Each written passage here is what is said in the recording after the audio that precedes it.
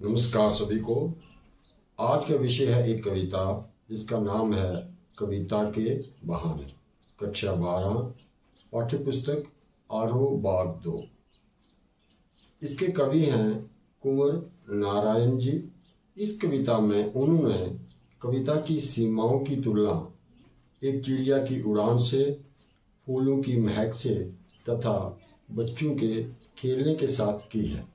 तो अब हम इसका अध्ययन करते हैं। तो आरंभ करते हैं कविता के बहाने। कविता एक उड़ान है चिड़िया के बहाने।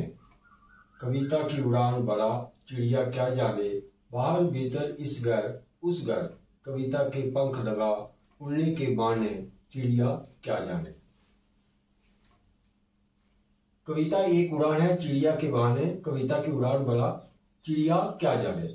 इन पंक्तियों में कवि कहते हैं कि कविता की उड़ान भी चिड़िया की उड़ान की तरह होती है, किंतु कविता के भावों विचारों की उड़ान असीम यानी अनलिमिटेड होती है, उसकी कोई सीमा नहीं होती। जबकि चिड़िया की उड़ान सीमित होती है, लिमिटेड होती है। चिड़िया भला इसके बारे में क्या जान सकती है।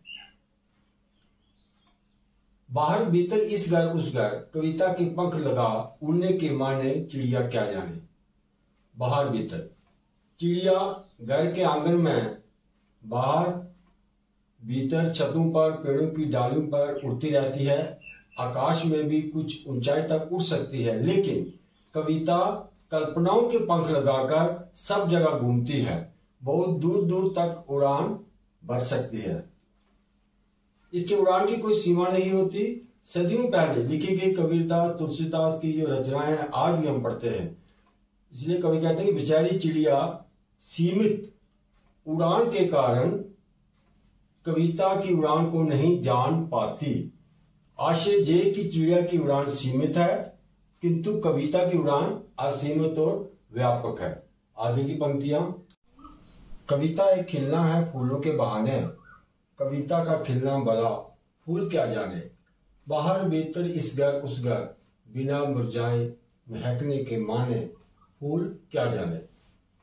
इस काव्यांश में कवि ने कविता की तुलना फूलों से की है।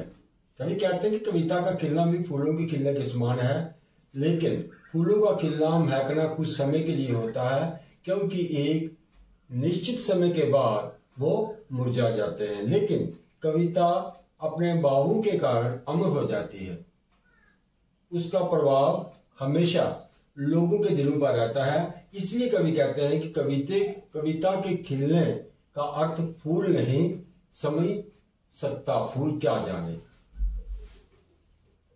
बाहर भीतर इस घर उस घर, बिना मुरझाए महकने के माने, फूल क्या जाने। फूल घर आंगन बगीचों में खिलते हैं, महकते हैं, चारों ओर अपनी सुगंधी बिखेरते हैं, लेकिन कुछ समय के बाद मुरझा जाते हैं। अर्थात फूलों का खिलना थोड़े समय के लिए ही होता है, जबकि कविता अपने भावों की महक से हमेशा लोगों के दिलों में महकती रहती है, कभी मुरझाती नहीं है। इसलिए कवि कहते हैं कि जो फूल हैं वो कविता का खिलना, उसका महकना नहीं जान सकते, वो उसके महकने के बारे में क्या जानते हैं। आगे की पंक्तियां। कविता एक खेल है बच्चों के बहाने, बाहर भीतर ये घर वह घर, सब घर एक एक कर देने के माने, बच्चा ही जाने। इस काव्यांश में कवि ने कविता की तुलना बच्चों के खेल से की है। कवि कहता है कि कविता बच्चों के खेल के समान है। बच्चे खिलौनों के साथ खेलते हैं, तो कवि कविता में प्रयोग के जो शब्द हैं उन शब्दों के साथ खेलता है।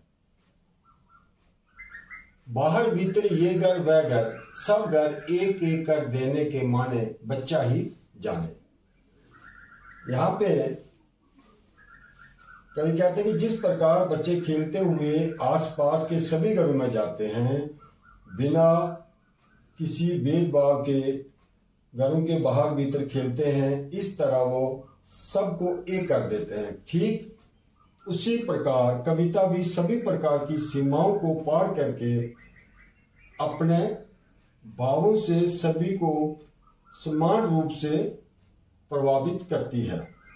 इसीलिए कवि बच्चों और कविता की तुलना कर दोनों को एक समान बताते हैं, क्योंकि दोनों की कल्पनाएं असीमित होती हैं और दोनों अपने पराये का भेद नहीं करते। आज इतना ही, धन्यवाद।